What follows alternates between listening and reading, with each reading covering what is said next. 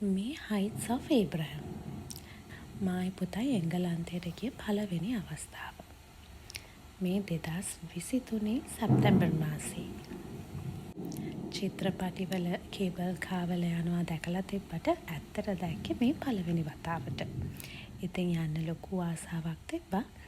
ඒ හින්දා අපි කලින්ම ටිකට් බුක් කරලා පොලිමේ ඉඳලා කොහොම හරි ඒ ආශාවත් ඉෂ්ට කරගත්තා.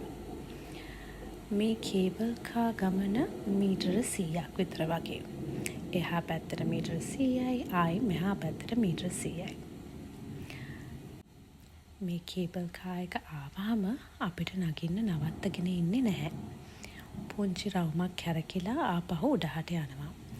ඒ යන්නේ ඊටාම හෙමින්. එතකොට ඒ කාලය ඇතුළත අපි ඉක්මනට කේබල් කා එක ඇතුළට නැග ගන්න ඕනේ.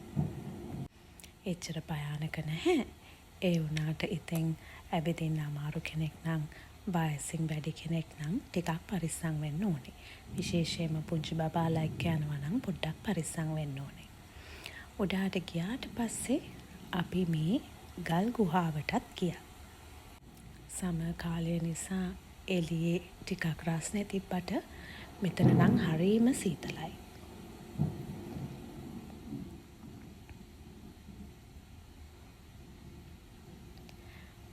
මෙතනත් බලලා එළියට ආවහම තියෙන්නේ මෙන්න මේ ප්‍රදේශය.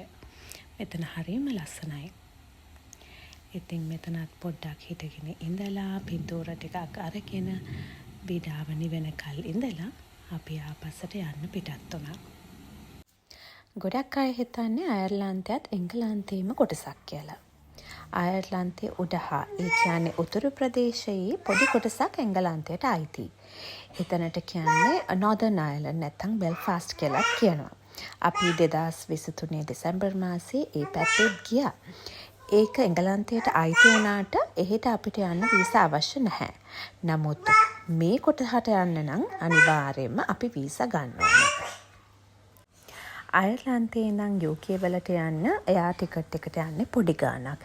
ඒ වගේම වෙලාවත් විනාඩි 40ක් වගේ තමයි යන්නේ. Northern Ireland වලට ගිහිල්ලා ෆෙරි එකේ යන්නත් පුළුවන්. නමුත් අපි ඉන්න ප්‍රදේශයේ ඉඳන් Northern Ireland වලට යනවා පැය 4ක විතර කාලයක් වාහනේ යන්න. ඉතින් තේරුමක් නැහැ එහෙම යන එක. ඒ හින්දා අපි ෆ්ලයිට් එකේ තමයි ගියේ. අපිට ගියේ විනාඩි 40ක් වගේ තමයි යන්න. මෙහි ඉඳන් UK වීසා එකකට ඇප්ලයි කරනවා නම් මාස 6ක වීසා එකට යුරෝ 100ක් අය වෙනවා එක්කෙනෙක්ට. අයිරිෂ් පාස්පෝර්ට් තියන අයට නැත්නම් මේ අයිරිෂ් කට්ටියට නම් වීසා අවශ්‍ය නැහැ UK වලට යන්න.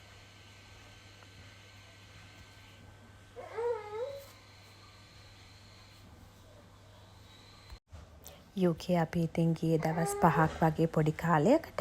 ලන්ඩන් වල හිටියේ එක දවසයි. එහි ගිහිල්ලා ගත්ත තව වීඩියෝ 2-3ක් තියෙනවා. ඒවා එඩිට් කරලා මම ඉක්මනටම තවත් වීඩියෝ එකක් අරගෙන එන්නම්.